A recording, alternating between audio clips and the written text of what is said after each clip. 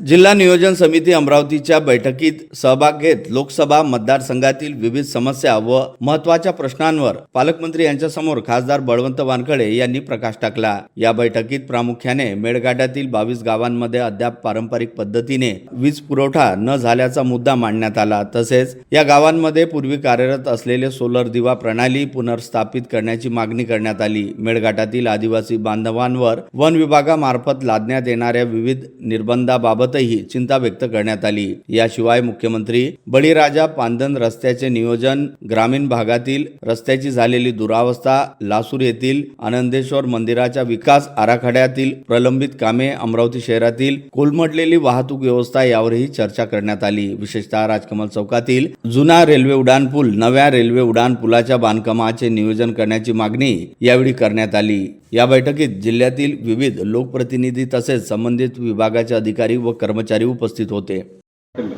मला बिलकुल वेळ आहे, पूर्ण वेळ जाऊन आलो। फक्त मला एकदा चीफ सेक्रेटरी त्याचे बोलू द्या।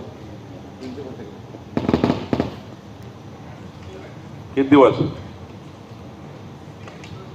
दिवस सुट्टीवर आहे?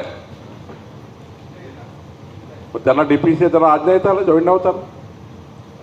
त्यांच्याकरता डीपीसी पुढे करायची का? त्यांनी सुट्टी कमी करायची? 6-7 दिवसापासून गेले। 6-7 दिवसापासून गेले, मागच्या वीक। त्यांनी डीपीसी यांच्याकरता पोस्टपोन करायची का डेट? त्यांनी यायला पाहिजे डीपीसीला। मग मोबाईल दे रे। ठीक आहे, मी प्रिन्सिपल सेक्रेटरी तुम्ही टीका नाही केली आरोप बाजू। त्यांचं म्हणणं केवळ डीपीओचं नाही आहे, त्याच्या खालच्या अधिकाऱ्याबद्दल